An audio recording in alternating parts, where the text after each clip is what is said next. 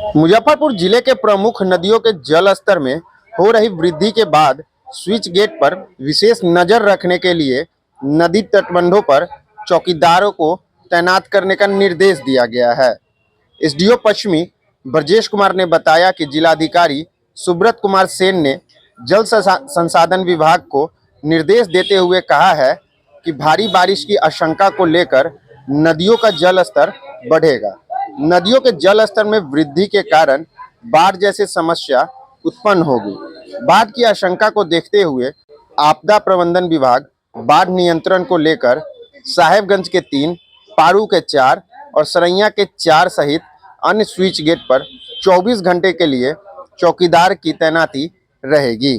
जी, जैसा कि आपको मालूम है कि वाल्मीकि बैराज से समय समय पर पानी गंडक नदी में छोड़ा जा रहा है। फलस्वरूप उसके चलते जलस्तर में बढ़ाव हो रही है, वृद्धि हो रही है। जैसे अनुमंडल पश्चिमी का साहेबगंज, पारू और सरैया क्षेत्र आता है उसके अंतर्गत। तो जिलाधिकारी महोदय के द्वारा परसों 8 तारीख को बीते 8 जुलाई को पूरे जो बांध है उसका निरीक्षण किया गया और निरीक्षण के क्रम में जो उपस्थित पदाधिकारी थे, जो जल संसाधन विभाग के पदाधिकारी थे, उनको आवश्यक निर्देश दिया गया।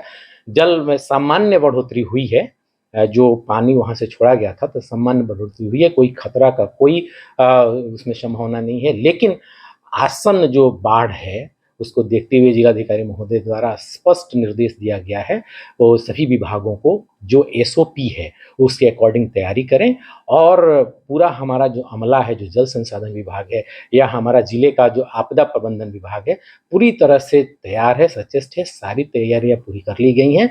जगह जगह पर हमारे जो बैग से मिट्टी के भरे हुए ये जियो बैग्स हैं और भी बालू और बैग्स की तैयारी कर ली गई है, रख दी गई है। साथ ही साथ जो स्लुइस गेट हैं उसमें हमारे जिलाधिकारी महोदय द्वारा स्पष्ट निर्देश दिया गया है कि जो संबंधित थाना क्षेत्र हैं वहाँ से चौकीदारों की प्रतिनियुक्ति कर दी जाए और प्रतिनियुक्ति हो भी गई है।